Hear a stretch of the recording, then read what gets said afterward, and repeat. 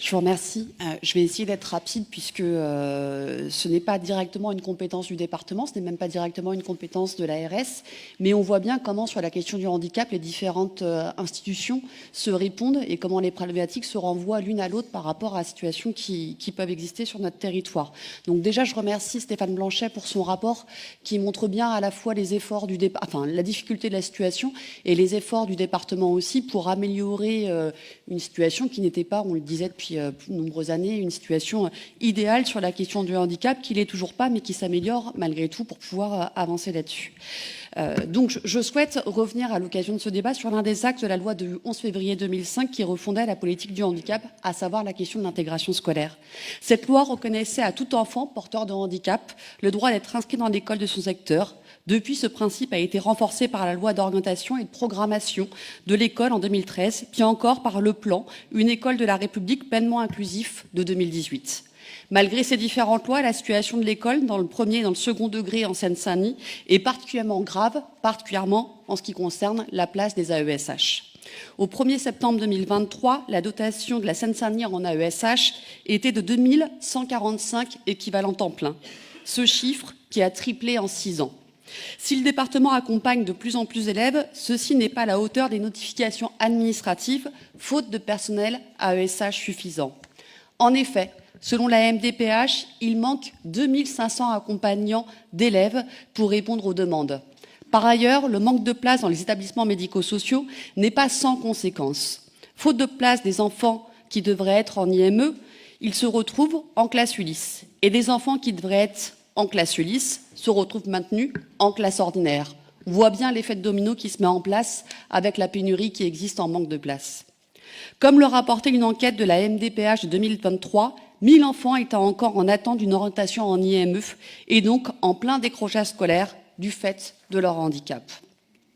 Au final, ce sont, et ce chiffre a été rappelé à plusieurs reprises, 6500 enfants qui sont sans solution adaptée, faute d'AESH en nombre suffisant, comme de places en établissements spécialisés. Alors que les notifications pour les accompagnements individuels sont en hausse de 60% entre le 30 janvier 2023 et le 1er janvier, entre le 30 juin 2023 et le 1er janvier 2024 pour répondre à la pénurie d'accompagnants, le rectorat fait le choix de convertir ces accompagnants individuels en accompagnement mutualisé. Quand ce n'est pas de la mutualisation, le rectorat fait le choix de réduire ses heures d'accompagnement de moitié. Ceci signifie que des élèves ne seront accompagnés que la moitié du temps, laissant de fait l'enseignant, l'équipe pédagogique, seuls dans cette difficulté d'un accompagnement adapté à chacun. Ces situations ne sont acceptables pour personne, à tel point qu'elles ont conduit à la condamnation de l'Académie de Créteil et donc de l'État. En effet, le 6 janvier 2023, une mère gagnait son recours en référé pour faire respecter la notification de son fils qui a été attribuée par la MDPH de Seine-Saint-Denis pour le suivi. Pour l'inclusion scolaire, on est également dans une situation où on voit que la Seine-Saint-Denis n'est pas à la hauteur des autres départements pour pouvoir répondre aux attributions d'AESH suite aux notifications MDPH. En effet, notre département est aussi victime d'inégalités sur cette question-là. La part d'enfants bénéficiant d'une dotation d'AESH est de 2,39%, quand elle est de 3,20% dans le Val-de-Marne et de 2,75% dans l'ensemble de l'Académie de Créteil. Si la loi de 2005 a permis aux enfants d'entrer à l'école, elle n'a pas permis de créer les conditions d'un accueil décent pour les enfants en situation de handicap, en ne créant pas un véritable statut pour les AESH et les métiers de l'accompagnement. C'est une véritable question d'avenir pour ces enfants, mais également leurs parents, tout comme les enseignants livrés à eux-mêmes en l'absence d'AESH.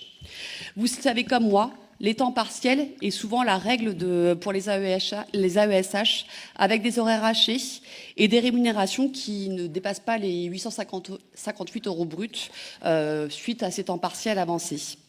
Partagées sur plusieurs établissements, ces AESH, car elles sont majoritairement des femmes, ne suivent pas les enfants tout au bout de l'année et donc cela crée aussi des défauts en termes d'inclusion par rapport au but affiché par la loi.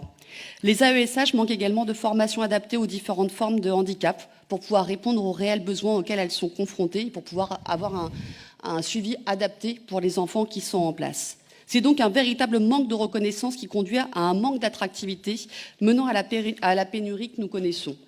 Vous le savez, depuis plusieurs années, les mouvements revendiquent un statut de la l'AESH avec une revalorisation salariale, un plan de formation réel pour pouvoir avancer, mais également des solutions sur des conventions avec des collectivités territoriales, par exemple, pour pouvoir faire en sorte d'avoir des horaires moins hachés.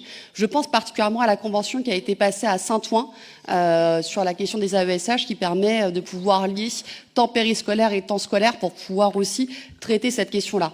Alors certes, nous ne sommes pas sur les compétences du département, nous ne sommes pas sur les compétences de l'ARS, mais on voit bien aussi comment, en tant qu'élu de terrain, en tant qu'élu qui siégeons dans les CA, cette question nous revient régulièrement et comment elle ne peut pas être détachée de la question de l'inclusivité que porte le département au quotidien pour être réellement efficace. Donc naturellement, ceci s'additionne au plan de rattrapage qui est proposé par le département, de façon aussi à créer une réelle cohérence par rapport à cette question-là.